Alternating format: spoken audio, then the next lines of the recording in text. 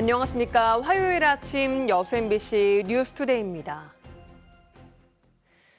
그동안 소 럼피스킨병 청정 지역이었던 전남까지 뚫리면서 도내 축산 농가는 말 그대로 비상입니다. 방역당국은 더 이상의 확산을 막기 위해 방역을 강화하고 있고 럼피스킨병 백신 접종도 시작했습니다. 박종호 기자가 취재했습니다. 소 40여 마리를 키우고 있는 한평의 한 한우 농가. 소 럼피스킨병 백신 접종 작업이 하루 종일 분주하게 이루어졌습니다. 농가에는 수의사들도 긴급 투입됐습니다. 백신을 접종하기는 했지만 축산 농민들은 여전히 걱정입니다. 좀 막막했어요, 솔직히. 이 전염병이라는 게 막을 수 이게 예방을 하면 좋은데 예방한다 해서 뭐 100% 그런 건 뭐 아니니까 그래서 더 무서웠죠. 안 그래도 날씨도 좀 이상해가지고 목이랑 파리도 아직도 있는데. 무안에서 발생한 소 럼피스킨병 확산 차단을 위해 백신 접종이 본격화되고 있습니다. 무안과 한평 등 9개 시군에 1차 백신 28만여 개가 긴급 공수됐습니다. 방역당국은 11월 10일까지 도내 22개 시군 전체 소 사육 농가를 대상으로 백신 접종을 순차적으로 마무리할 예정입니다. 이를 위해 긴급 접종반도 기존 111개 반 270명에서 119개 반 338명으로 확대했습니다. 64명을 늘려서 119개 반 338명이 접종을 시행할 겁니다. 그리고 이제 접종을 하면 항체가 형성되기 전까지 보통 한 3주에서 4주 정도가 걸립니다. 차단 방역도 강화되고 있습니다. 거점 소독 시설을 추가로 설치하고 소 럼피스킨병 발생 인접 시군의 소 반출입도 금지했습니다. 전라남도는 방역대책본부를 재난안전대책본부로 격상해 운영하는 등 소 럼피스킨병 도내 확산 차단에 행정력을 집중하고 있습니다. MBC 뉴스 박종호입니다.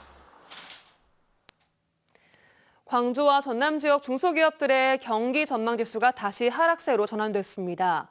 중소기업중앙회 광주 전남본부가 209개 중소기업을 대상으로 다음 달 경기 전망 조사를 실시한 결과 업황 전망지수가 83으로 전달에 비해 2.7포인트 하락했습니다. 이는 지난 8월부터 2개월 연속 상승세를 기록한 이후 다시 하락세로 반전한 것으로 제조업이 비제조업보다 하락폭이 컸습니다.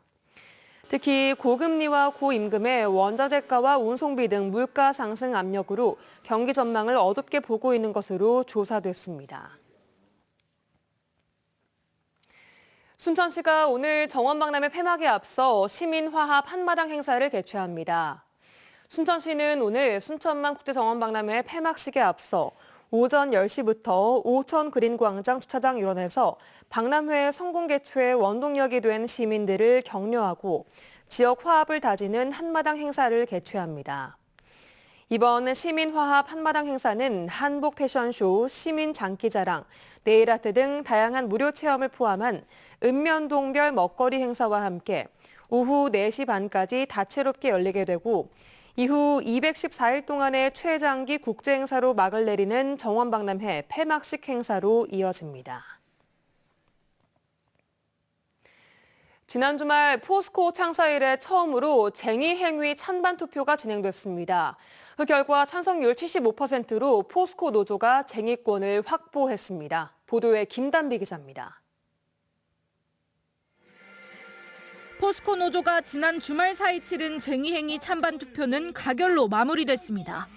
조합원 11,145명을 대상으로 진행된 투표에서 75%에 해당하는 8,300여 명이 찬성표를 던졌습니다.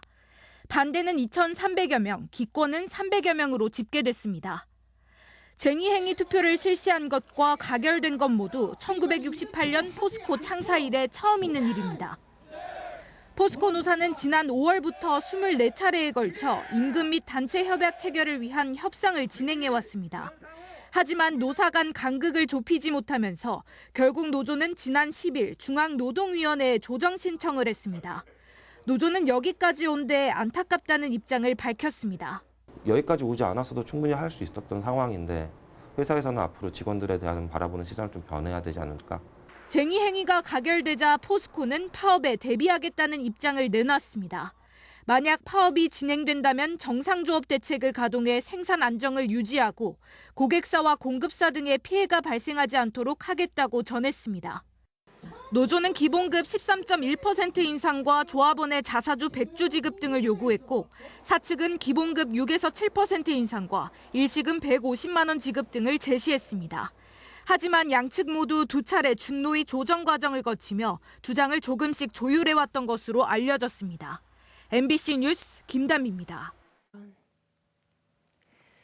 전남도가 내년 6월 분산에너지 활성화 특별법 시행을 앞두고 분산에너지 활성화 추진 계획, 특화 지역 계획 수립에 속도를 내기 위해 연구 용역에 착수했습니다.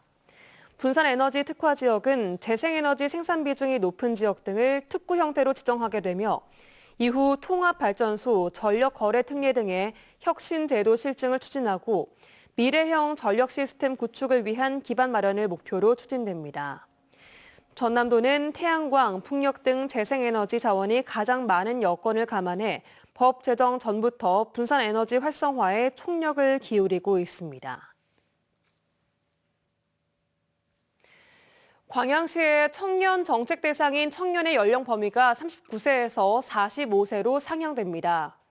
광양시의회는 최근 최대원 의원이 대표 발의한 청년 기본조례 개정안이 본회의를 통과했으며 주요 내용은 청년 연령을 기존 18세 이상 39세 이하에서 18세 이상 45세 이하로 상향하고 청년 지원 실무협의체 구성을 명문화한 것 등이라고 밝혔습니다.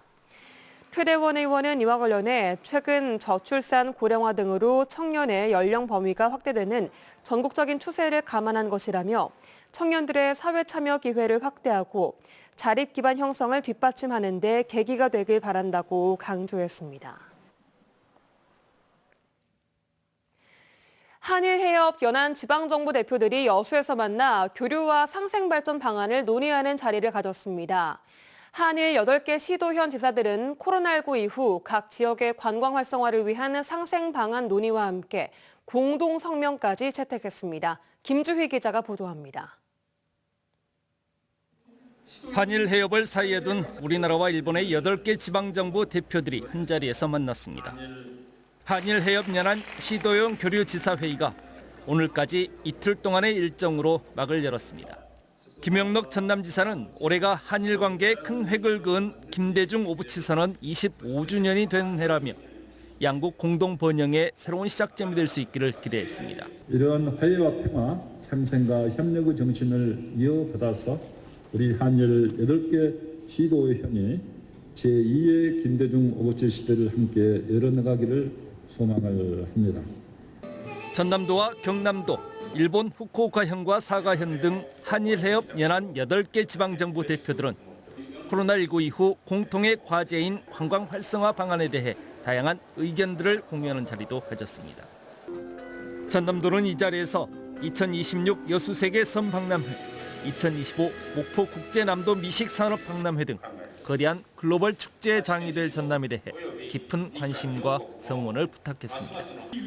이와 함께 남해안 글로벌 해양관광벨트를 넘어 한일 해협 글로벌 해양관광벨트로 확장해 나가자고도 제안했습니다. 한일 8개 시도현 지사들은 이 같은 내용을 바탕으로 관광산업 활성화와 지역경제 회복을 위해 상호 기여하고 문화경제사업의 상호 지지와 협력을 약속하는 공동성명을 채택했습니다. 지난 1992년 처음 시작돼 올해로 31번째를 맞은 한일해협 연안 시도현 지사회의. 한일 지방정부 다자간 교류의 대표 사례로 긍정적인 평가를 받고 있는 만큼 실질적인 교류 성과로 연결될 수 있도록 앞으로 치열한 고민과 노력들이 동반돼야 할 것으로 보입니다. MBC 뉴스 김주희입니다. 광양시가 백운산 4대 계곡 명소화 사업의 하나로 캠핑 인구 700만 시대를 겨냥한 금천계곡 야영장 조성 사업을 마무리했습니다. 광양시는 최근 금천계곡 야영장 개장식을 갖고 전국에서 모집한 24개 팀을 대상으로 캠프파이어와 버스킹, 마을길 트레킹, 플로깅 등 다양한 프로그램으로 구성한 1박 2일 캠핑 등 브랜딩 행사를 개최했습니다. 금천계곡 야영장은 오토 캠핑장 24면 규모로 관리동과 주차장, 편의시설 등을 갖췄으며 인근 마을 주민으로 구성된 영농조합법인이 운영을 맡기로 했습니다. 전남 영암군 금정면은 대봉감 전국 최대 주산지로 꼽히는데요. 요즘 감나무에 감이 없다고 합니다. 봄철 냉해와 집중호우 등이 겹쳐 대봉감 수확량이 크게 줄었기 때문입니다. 김진선 기자가 취재했습니다. 가을 수확철을 맞은 대봉감 농장.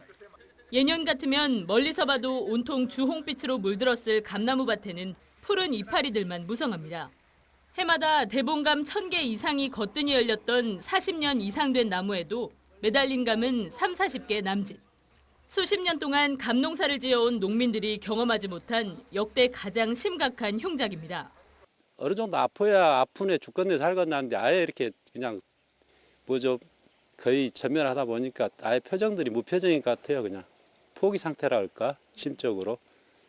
매년 10,000톤 이상의 대봉감을 생산하는 최대 대봉감 주산지인 전남 영암군 금정면. 농가 500여 곳이 대봉감을 키우는데 올해 수확량은 예년보다 80% 가까이 줄어들 것으로 예상됩니다. 감꽃이 필 무렵이던 지난 봄철엔 냉해로 새순이 고사한 데 이어 그나마 열린 감들마저 여름철 태풍과 집중호우에 떨어져 나갔기 때문입니다. 농협과 지자체가 농협 수매에 참여하는 농가에 일부 지원금을 약속했지만 수매할 물량 자체가 없는 실정입니다. 약 20% 정도밖에 수확이 나지 않습니다. 피해율이 한 80% 정도 이렇게 된다고 보고 있고요. 그래서 지역 농가들이 상당히 힘든 상황입니다, 지금. 감나무에 감이 없을 정도로 대봉감 수확량이 급감하면서 올해 농사를 망친 농민들은 망연자실해하고 있습니다. MBC 뉴스 김진선입니다.